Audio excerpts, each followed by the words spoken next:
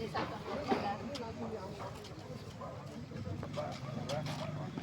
mana, Bun? Di sini.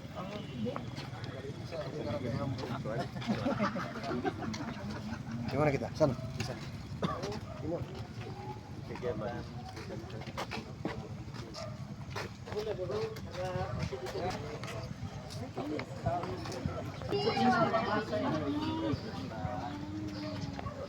Meka lah. Sama ni UMKM lah leh. Mea. Tenun ya karena. Oh, ada ni ibu itu. Baru pernah saya. Ya ini nih. Kamu mau jalan?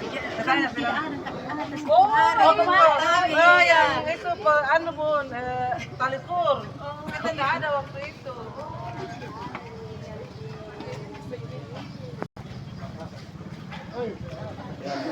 Menggerakkan UMKM, alhamdulillah nih, yang awalnya itu yang mendaftar cuma 3 kalau nggak salah.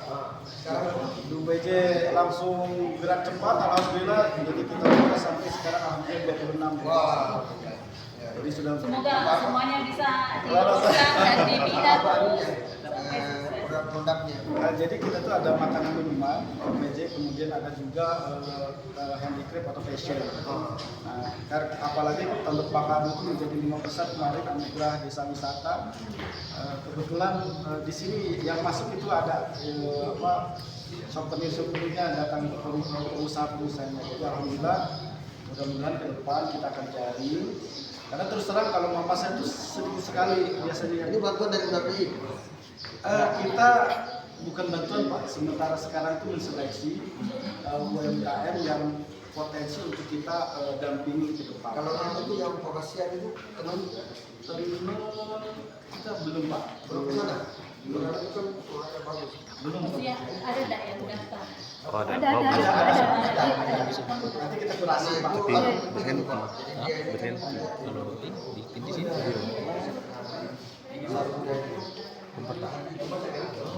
Eropa itu kan kalau dia itu kan padat.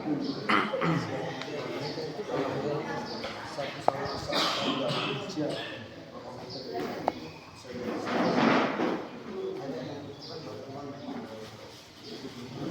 Siap.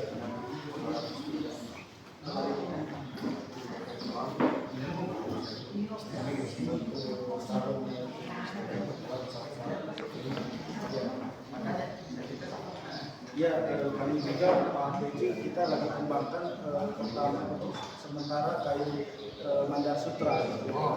Sementara kan kalau kain Mandar Sutra itu mohon maaf agak panas ya. Jadi orang tuh malas untuk dipakai bayangan. Kami sekarang lagi mengikuti inovasi gimana caranya bahan dari membuat sarung tersebut jadi enak dipakai. Oh ini si komando. Itu buat batik tuh. Kami biasanya diskusi dengan provinsi di Bali itu jual terus di fashion. Kenapa? Karena semua masyarakat memakai kain yang adat. Bukan hanya kain adat, tapi untuk keseharian dipakai. Baju yang terbuat dari kain hasil Sudah ada itu syukur-syukur tiap hari. Tenunannya beda dengan tenunan yang lain, dia enggak tembus. Betul. Iya. Jadi kan istilahnya usaha pengembangan kain akan nanti maju dengan besar. Karena jadi kita upayakan di sana juga di Mandar Sutra kain tenun Mandar itu kita upayakan tadi bisa enak dipakai dan tidak panas. Terus biasanya kan kalau Mandar itu kan kayak pilat-pilat gitu. Nah sekarang kita hindari supaya orang tuh mau untuk keseharian. Kenapa di Bali itu sampai berkembang bagus fashionnya? Karena bukan hanya untuk dipakai acara-acara, tapi seharian dipakai. Sehingga fashionable gitu. Orang pede pakainya dan tidak panas lagi. Itu sih Pak. Jadi tujuan kami kolaborasi pada saat ini. Kita roadshow sebenarnya kemarin dari BPD, Polman, sekarang di Mamasa, nanti di Mamuju, Mate sama Pasar Kayu. Jadi kami Nanti itu setelah next time apa? nah, nanti kita akan pilih UMKM mana yang cocok untuk kami bina. Karena kami itu ada 4 kategori. Yang pertama ada UMKM potensial, UMKM sukses, UMKM sukses digital, sudah mulai digital, kemudian UMKM ekspor. Nah, nanti teman-teman UMKM itu kita akan pilih di situ mana yang potensi ekspor, mana yang sukses digital, mana yang UMKM sukses, mana yang masih potensial lah yang Mudah-mudahan semuanya bisa masuk. Ada tinggal dipilah-pilah, woi masuk. bisa jadi memang kita harapkan semua kabupaten sekarang kontribusi UMKM lebih banyak karena banyak peluang karena Bank Indonesia itu kan sebenarnya tidak sama seperti perbankan, Bu.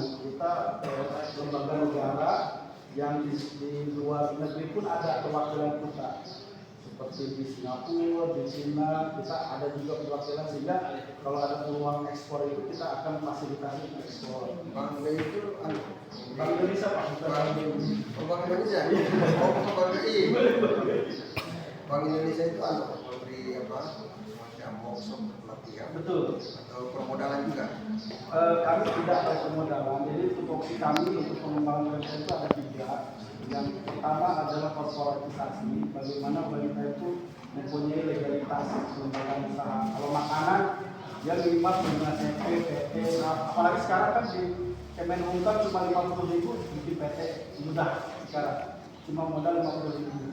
Kemudian nanti yang asalnya belum punya PRT, punya sertifikasi halal, kemudian kalau bisa sampai punya BPOM, lebih bagus lagi bisa SNI sama ACC.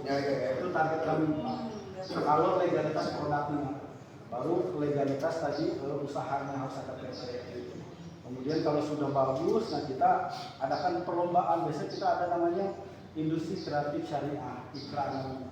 Kita berlomba seluruh Indonesia. Jadi Bank Indonesia semua perwakilan itu kita di Jakarta biasanya kita akan kurasi seperti itu. Kemudian yang kedua, bagaimana kita meningkatkan kapasitas. Nah, kita ada latihan, studi banding dan sebagainya. Kemudian yang terakhir baru kita fasilitasi pembiayaan. Karena kita bukan bank pada umumnya, itu karena kita fasilitasi saja ke bank-bank misalkan BRI, itu bank yang ada di sini lah. Kalau di sini kan ada BPD Sulsel ya. Nah, kita upayakan kalau mereka sudah siap, bankable dan untuk mengakses ke perbankan kita pertemukan. Karena yang transaksi dengan kami itu bukan masyarakat, makanya kita tidak bisa kasih modal. Transaksi dengan kami itu perbankan. Jadi itu Bank Indonesia ya? Bank Indonesia. Bank BI. Bank BI. Kadang kan kalau makan Bank BI, Bank Indonesia apa? dia Bank BI apa? Bank Indonesia itu di 2016 ya yang Iya, di Mamuju baru. Mamuju. Oh, beda lah. Indonesia beda. Bank Indonesia. Oh, itu Bu, jadi kalau kami itu Bank Indonesia. Jadi kami itu bukan perbankan Kalau kayak Bank BI yang kita uang. Jadi kita yang kita uang, kita yang mengelola uang, kemudian kita juga yang mengatur inflasi dan sebagainya. Jadi kita butuh kebijakannya. Jadi kita juga lembaga negara, jadi kita nggak bisa menyalurkan pembiayaan. Itu hanya di Mamuju cobaan ya. Satu Pak, jadi kita itu ada satu di setiap provinsi, kemudian ada beberapa kabupaten yang besar. Kalau di Jakarta di mana kantornya? Kalau di Jakarta di Tamrin. Iya. MH Tamrin Itu atau pusat kami Berarti Bank BI itu? Bank Indonesia ya. Bank Indonesia. Itu Pak sebenarnya Bank Indonesia bukan kalau nanti kan Bank Indonesia. Iya betul. Iya. Jadi yang kami itu menghindari Pak kalau menyebutkan Bank BI gitu. Kenapa? Karena kita supaya membedakan antara Bank Indonesia dengan perbankan pada umumnya. Maksudnya begitu Pak. Supaya mindset di masyarakat tuh kadang kalau Bank BI lah bisa pinjam ini di BI. Begitu. Makanya kita sosialisasikan kepada masyarakat bahwa Bank Indonesia karena ini lembaga negara. Ya tadi kan kantor saya di sini sampingnya itu. Iya, Pak. Oh iya betul. Di kantor. Iya, Pak. Memang. Jadi kalau saya lihat dari 2020, siapa yang berani rampok di bawah ini?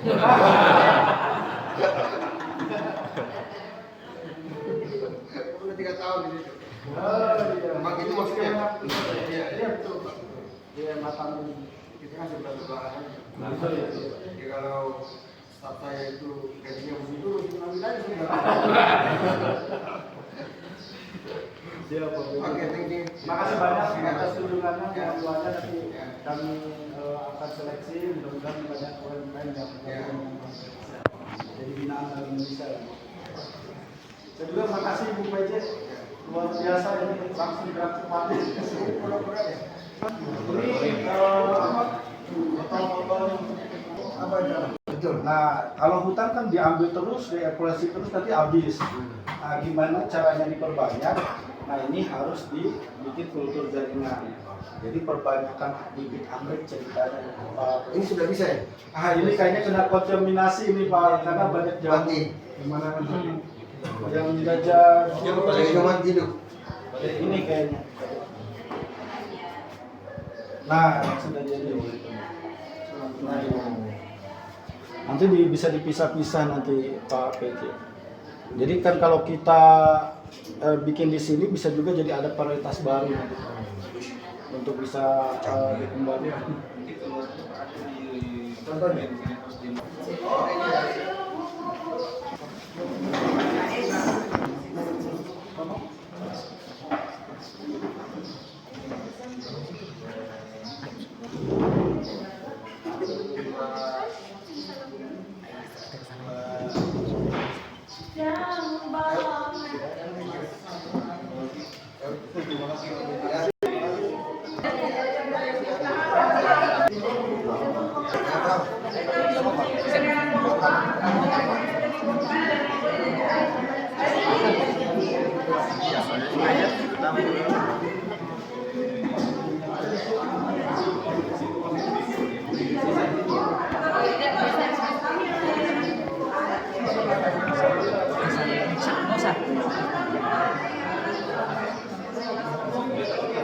Tujuan.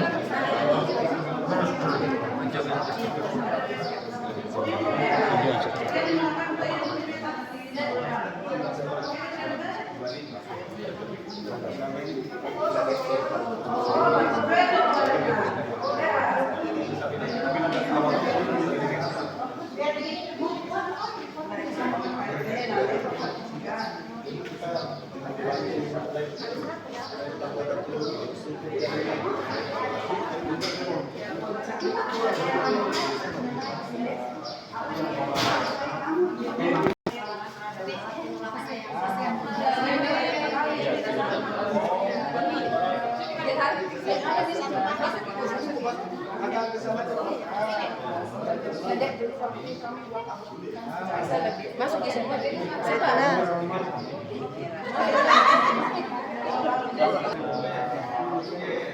Mundur sedikit.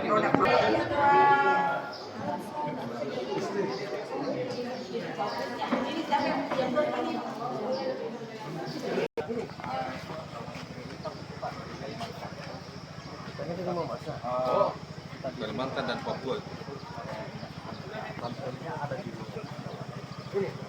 Di Sebelah.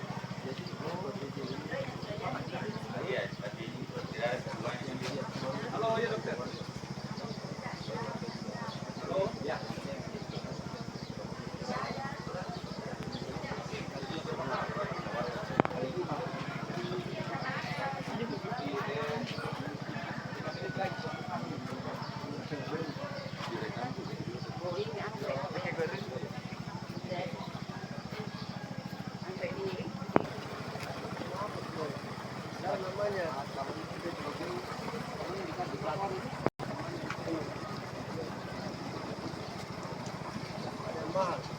Ada pernah gini kalau kita di Mamasa itu Pak, ya di Sabit itu dari sangat terus di luar lagi dengan tanaman goyang dan alokasinya.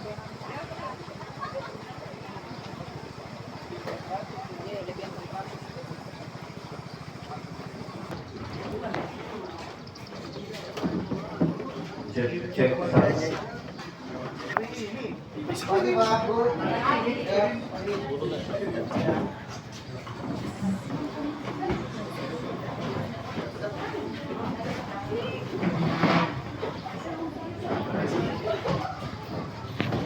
sejahtera untuk kita semua. Halo. Sebelum kita membuka acara sosialisasi kampung narkoba yang seyogyanya ini dilakukan di tahun 2023, tapi baru dilaksanakan di awal tahun Januari 2020. Bupati Kabupaten Mamasa atas kehadirannya untuk sosialisasi pembentukan kampung narkoba di Desa Tondok Pakaru, desa wisata yang kita kenal di Kabupaten Mamasa. Adapun untuk kegiatan hari ini, acara sosialisasi dilakukan di aula desa. Sebelum memulai acara sosialisasinya, kami persilakan untuk waktu dan tempat kepada Bapak PJ Bupati Kabupaten Mamasa.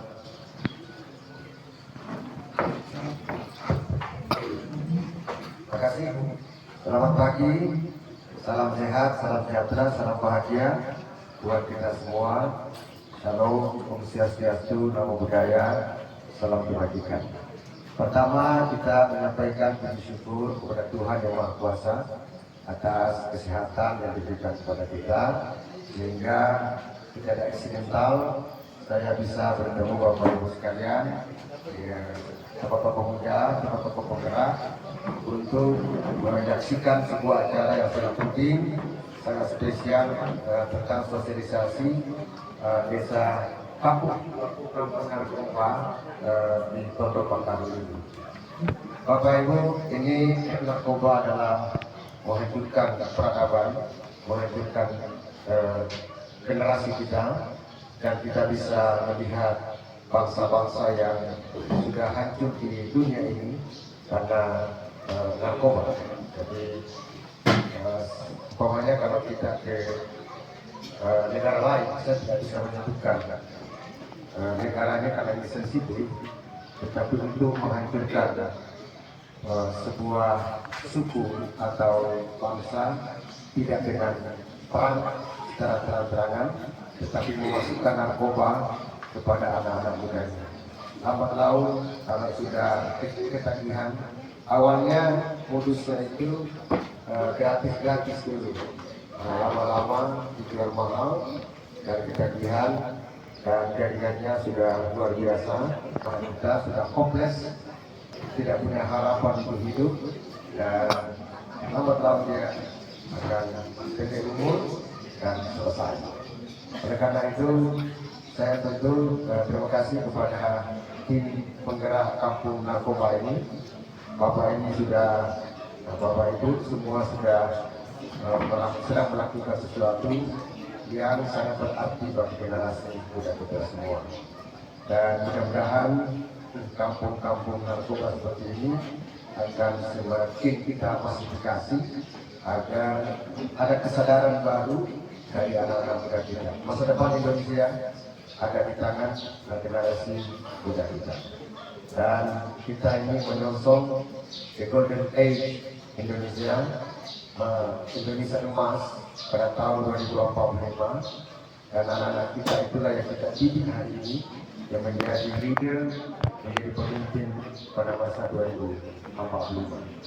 Indonesia pada saat itu adalah Indonesia yang memiliki sumber daya manusia yang unggul, maju, bahagia, dan sejahtera. Terima kasih Pak Wawan dan kawan-kawan. Saya doakan kita support secara sungguh-sungguh kegiatan seperti ini, karena membuat kegiatan spesial fundamental untuk kampung kita, untuk Mamasa menjadi lebih baik. Maiki si masing-masing, si tayu, si maya-maya, kita mesakan dari berdua, pantang dada di pembantu. Maiki si tamu-tamu, demo untuk Mamasa lebih baik. Demikian, salam sehat, salam sejahtera, Om Swastiastu, Namo Buddhaya, salam kebajikan. Terima kasih Pak sudah diberikan apresiasi dan support kepada kami untuk modal dan bekal kami ke depannya untuk semakin meningkatkan ini kampung bebas narkoba. Jadi untuk rencana selanjutnya mungkin ada sosialisasi terkait dengan bahaya penyalahgunaan narkoba, yang mana narkoba ini dikenal sebagai perusak generasi muda. Di Kabupaten Mamasa ini sendiri sudah termasuk wilayah yang jadi perlintasan, Pak, yang mana daerah-daerah Kabupaten Mamuju, Kabupaten Mamuju Tengah sampai ke Sulawesi. Terbukti di tahun kemarin di Kabupaten Mamasa ini hampir 90% rata-rata yang ditangkap menggunakan dan membawa narkotika itu semua berasal dari kabupaten luar. Adapun untuk 10%-nya ada di Kabupaten Mamasa ini sudah terbagi ke kecamatan yang paling diwanti-wanti untuk anak sekolah, Pak. Jadi saya harapkan apresiasinya dari orang tua kami, karena kami tidak sangka dan tidak duga, Pak, bahwa narkoba ini sudah sampai ke Bambang. Tahun kemarin kami sempat mengamankan ada 2 orang yang berjual-belikan. Ada namanya obat, kalau anak muda biasa sebut obat projek, tapi bahasa medisnya trihexylphenidin atau THD. Ini sudah dikonsumsi sama anak-anak sekolah dari usia anak SMP, SMA, bahkan yang sudah kuliah juga masih ada yang mengkonsumsi ini.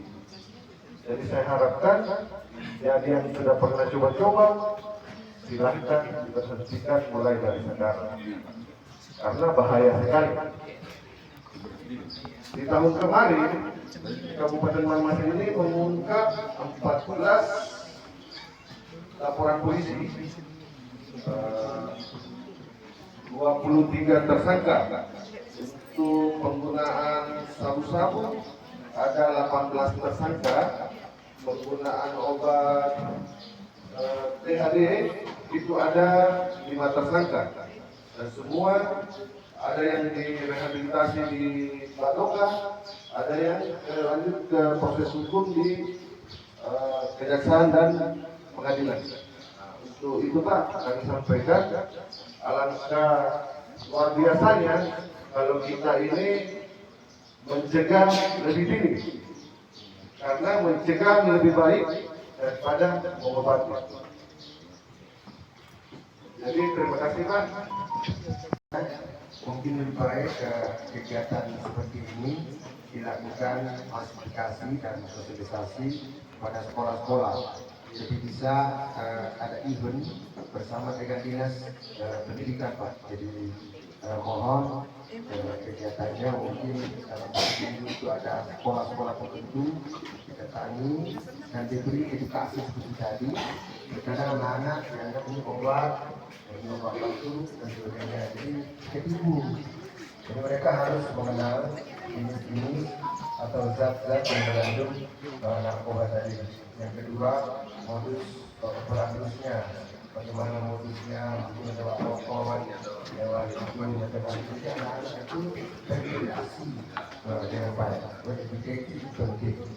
Jadi jangan sampai seperti disampaikan oleh Pak Wawan tadi, anak-anak itu orang baik hanya karena mereka tidak tahu saja, karena tidak tahuan dan sebagainya.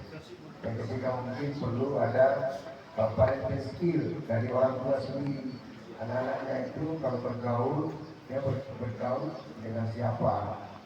Karena anak-anak itu anak-anaknya bisa diprediksi diramalkan nasibnya 5 tahun ke depan itu karena 2 hal.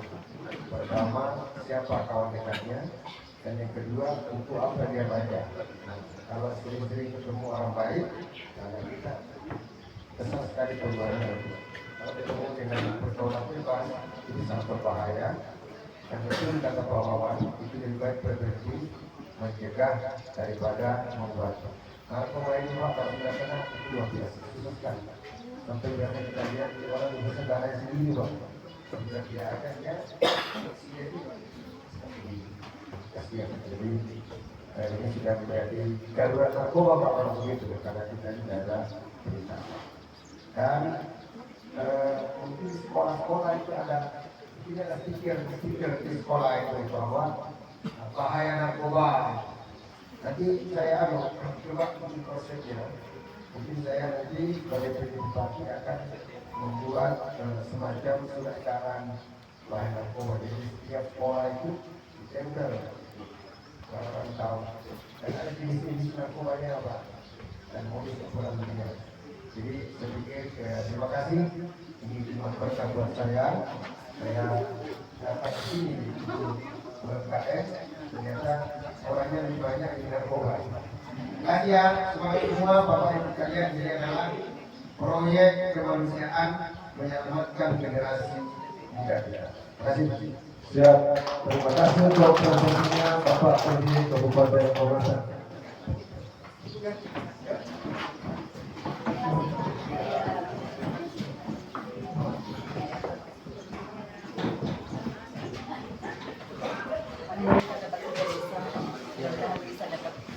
Lebih dari 3 lagi. Bisa wilayah 2 dan 3 yang Bagus-bagus. Tender ini.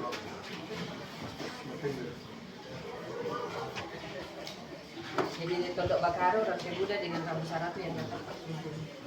Ziarah Mandar. Siapa ya? Diatur Pak. Ini nare. Dan namanya Pak Desa Baromoro, Pak ya Pak. Diklasifikasi. Kalau pemilihan di sini kan katanya Ya. Hermin, ini pengelolanya. Coba gimana caranya?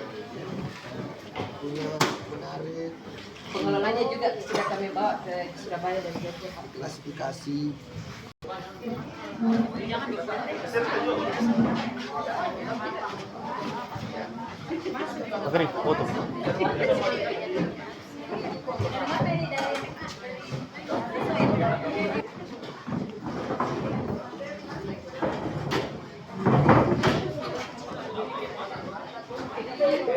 Satu, dua.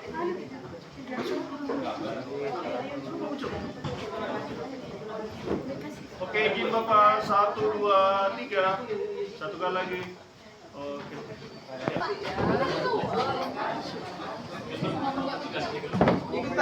Ikut Ki Pak. Mas. Oke, izin.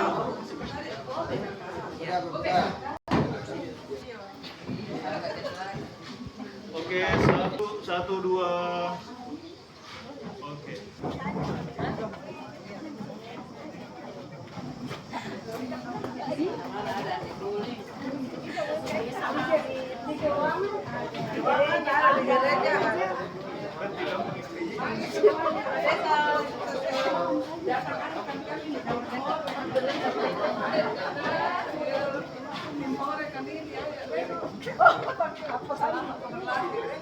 Motor saya di situ, jadi saya harus lihat.